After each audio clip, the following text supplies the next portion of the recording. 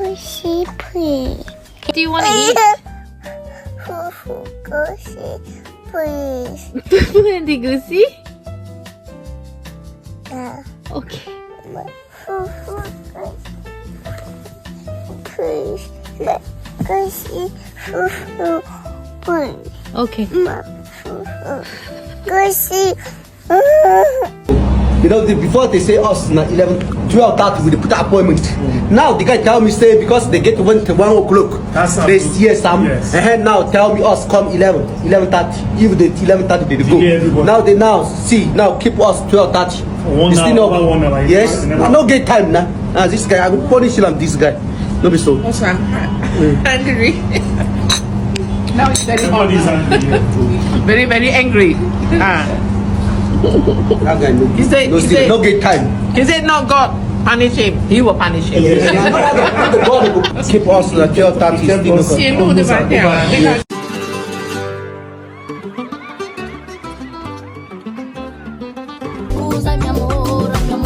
You say, put them on your head. I'm your amor, I'm your amor.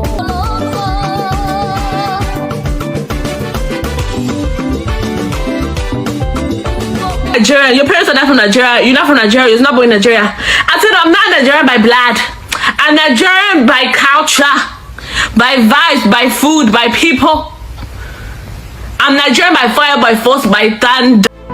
If you are to be deported in Africa, which African country would you like to be deported in? Nigeria. It's a nice country, good food, good looking woman.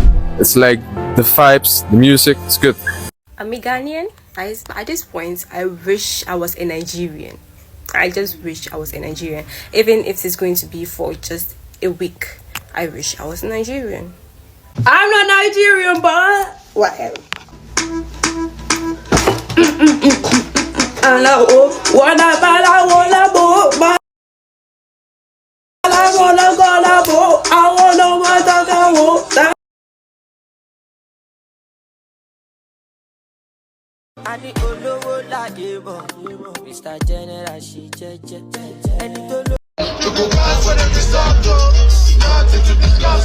Yo, I have the most random combination ever. Okay, you ready?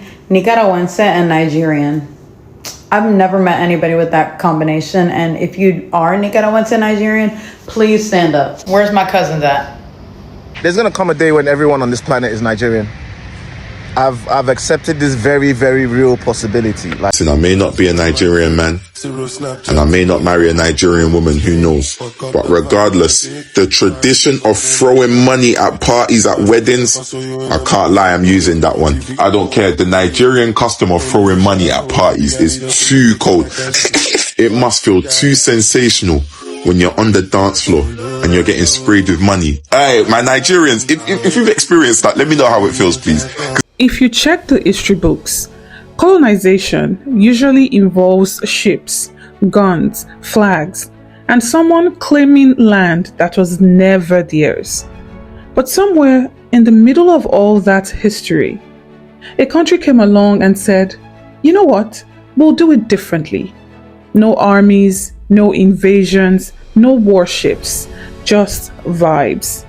Welcome to Nigeria's global takeover. Because somehow, without a single battle, Nigerians have managed to quietly colonize the world with culture. At least that's what everyone else is calling it. First, let's talk about music. At some point in the last decade, the whole world woke up dancing to Afrobeats. Suddenly, clubs in London, Toronto, New York, and Paris were all moving to the same rhythm. Artists like Burna Boy, Wizkid, and Davido didn't just enter the global stage. They kicked the door open. Now, DJs from Tokyo to Berlin are shouting "Aye, Afrobeats" like it's a universal language. And speaking of language, have you noticed how Nigerian slang is slowly infecting the entire internet? Y'all know the BBC, the world news? Did y'all know that it got a version in pidgin? Victor, this is Terry. First and foremost, how body? Body day? Yeah, body day fine. Wow. I don't know what that means. You don't know what it means. I do know what it means. I do not see how far. Getting that, but waiting be that is very, it's just very nice. Why is this Chinese looking girl speaking Nigerian English? Words like wahala, no wahala, alpha, omo. Even people who have never stepped foot in Lagos are now casually saying things like, this one a problem more. Nobody knows exactly when it happened, but somehow, Pidgin English started traveling faster than passports. And now, a lot of these words are now in the English dictionary as well. And then there's the food. You can land in cities thousands of miles away and still find a Nigerian restaurant quietly feeding half the neighborhood. People who once feared the bright orange color of jollof rice are now arguing passionately about it. The correct answer, of course, for who has the best is Nigeria. If Nigerians cooked it, it's better. I don't even get started on suya. One bite and suddenly someone from Sweden is saying, I beg, well now they buy this pepper. But perhaps Nigeria's most powerful export isn't music or food or slang, it's the people themselves. Wherever Nigerians go, they bring something with them. Energy, confidence, and a sense that no matter how serious life gets, we can still laugh about it. A Nigerian can land in a completely new country and within 3 months somehow know where to find African food, who is hosting the next party, and which auntie is cooking for everyone on Sunday. It's a survival skill, but it's also culture. And then there is something else Nigerians export everywhere they go: hospitality. Talk to immigrants around the world and you'll hear the same story. Someone lands in a new country, confused, alone, trying to figure life out. And somehow a Nigerian appears. Have you eaten? Come sit down. Don't worry, we'll figure it out. It doesn't matter if you are from the same country or not. If you are far from home, Nigerians often treat you like family anyways. Because for many Nigerians, helping someone survive a new place isn't charity, it's just normal. Then there are Nigerian weddings. If you've never attended one, imagine this.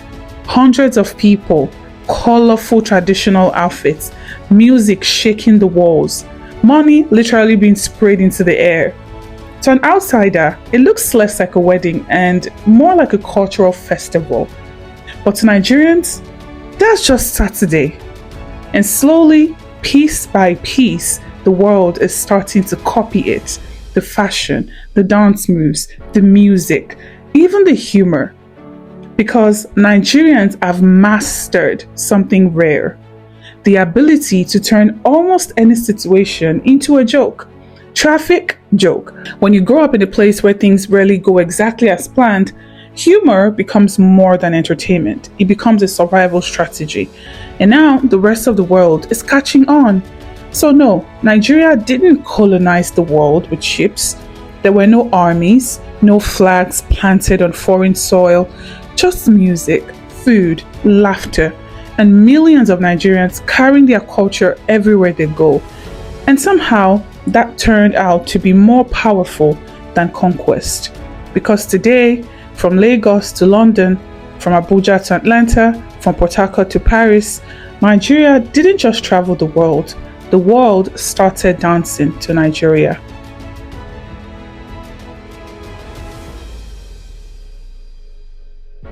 Especially if you're Nigerian, I need you guys front and center. I need you guys front row, because as usual, everything concerns you guys.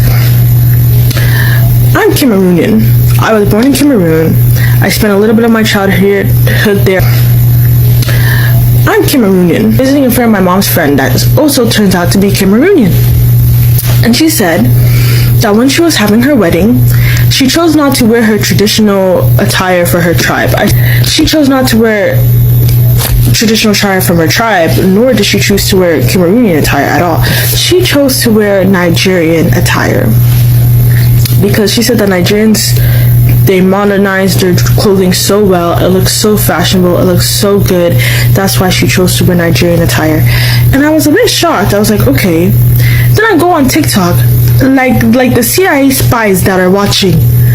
Like clockwork, I get a whole bunch of videos on my For You page about how different African from different countries that are not Nigeria are specifically wearing Nigerian clothing and Nigerian attire to their weddings. I said, wow, what kind of rubbish is this? Praying for prom since like forever. I feel like that's every girl's dream, is to look their best in prom. All the dresses that I liked and I wanted, pictures on Pinterest, Instagram, and TikTok, always from Nigerian designers. The beading, the style of the dress, the way it fits the silhouette of a woman's body that's just like mine. It just made so much sense to choose a Nigerian designer.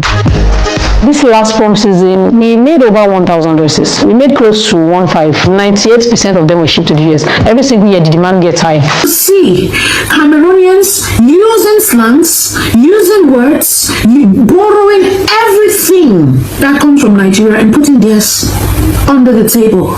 Everything is all about Nigeria. We want to talk like them. We want to act like them. These girls are getting cooked on Twitter right now, and rightfully so, because not that you could tell by how they're dressed, but they're not even a little bit Nigerian. They are from Guinea. And what I don't like about this is the fact that Nigerians, particularly Yoruba people, get a lot of stick for being very boastful and proud and loud about their culture. Go and do this and then get annoyed when Nigerians come online to say, oh, Nigeria is the giant of Africa. Because what's this? Okay, so this is going to be my controversial take of the day.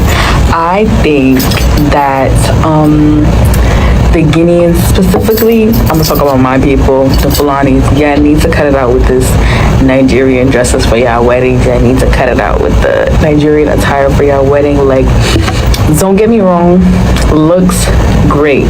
However, it just doesn't make sense for you to be wearing other people's cultural clothing for your wedding. I'm sorry, like, it just doesn't look right. Like, you know what I mean?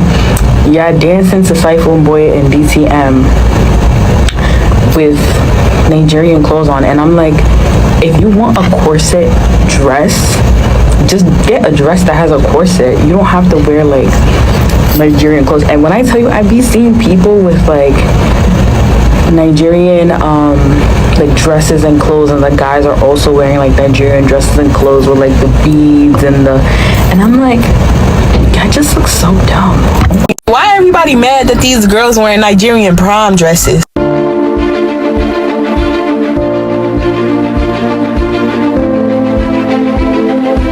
They not giving prom no more. They're giving Nigerian wedding dresses.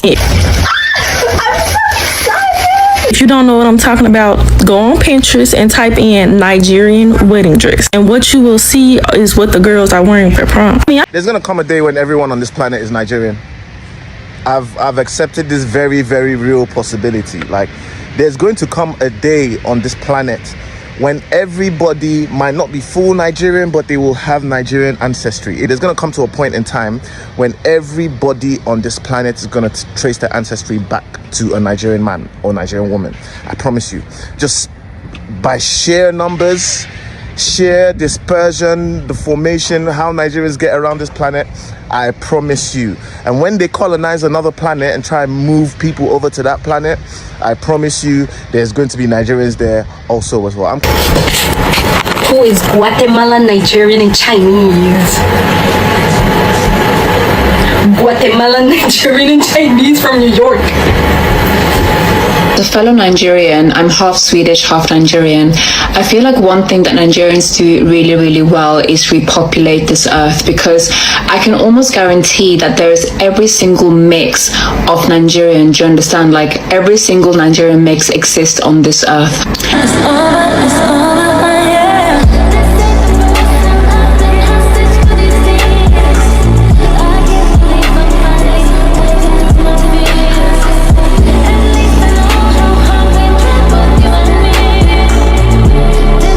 Nigeria and Afghanistan, like how?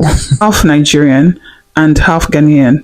My nephew is half Dutch and half Nigerian. My niece is half Chinese. My other nieces are half Nigerian and half Norwegian. My nephews are half Nigerian, half Austrian. And the other niece is half Scottish, half Nigerian. Family reunions are crazy. Everyone is different colors. Oh my goodness. This is a buffet. This is a whole buffet. I can only imagine. And someone else says, my friend is Nigerian and Russian. Some of my relatives, friends, and old classmates are Nigerian Romanian, Nigerian Swiss, Nigerian Indian, Nigerian Mozambique, Nigerian Zimbabwe, Nigerian German, Nigerian Brazilian, Nigerian Hungarian, Nigerian Dominican Republic, Nigerian Lebanese, just to name a few. Looks like I agree with him. So I said, my son is Guinea and I met a Nigerian, Angolan, Somali, Ethiopian, Saudi. They are everywhere. I'm Nigerian and Malawian, but born and raised in the USA. We are everywhere. So on TikTok, it's become almost like a trend now of referring to Nigerians as colonizers because of how the world is embracing their culture in different aspects, you know, fashion, language, music, food, and all of these things. Mind you, the baby at the intro of this video, none of our parents are Nigerian, none. Both our parents are fully Asian. So I don't know if over time we are going to embrace this term that are trying to like put on us, which is colonizers. But in any case, we know it's not colonizers in that term.